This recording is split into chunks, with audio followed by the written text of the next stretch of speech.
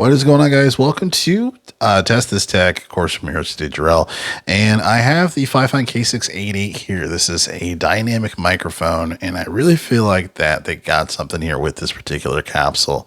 They are very close. They've been working on a lot of really great microphones. They have some great microphones, like the K699D, I think is a really solid mic. I want to say it's the K668, I believe. It was just the USB one without the XLR.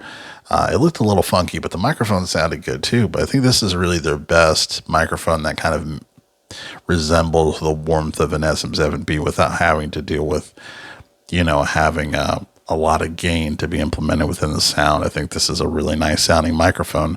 There's a couple things I think they need to fix for it to be the perfect microphone, at least as good as it can get.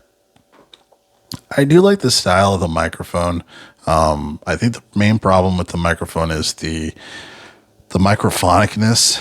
I think while I do think it is a little better than the first version of this, I do think it can be better with shock absorption and to really have a really solid shock mount for the capsule. For example, I think Rode does an excellent job with their USB microphones, just their microphones in general, even the Rode Procaster, without having their separate shock mount to put into it. The shock mounting is really solid on that and has that built-in shock mount. So I think they need to have a really solid shock mount where if you are just doing some light touching here on the boom arm, or on the side of the mic, it's not going to nearly be the sound will not come in as loud as it usually does, especially for the back of the mic, when you're working like your headphone cable or whatnot, that shouldn't pick up super loud into this microphone. So I really feel like they really need to work on that.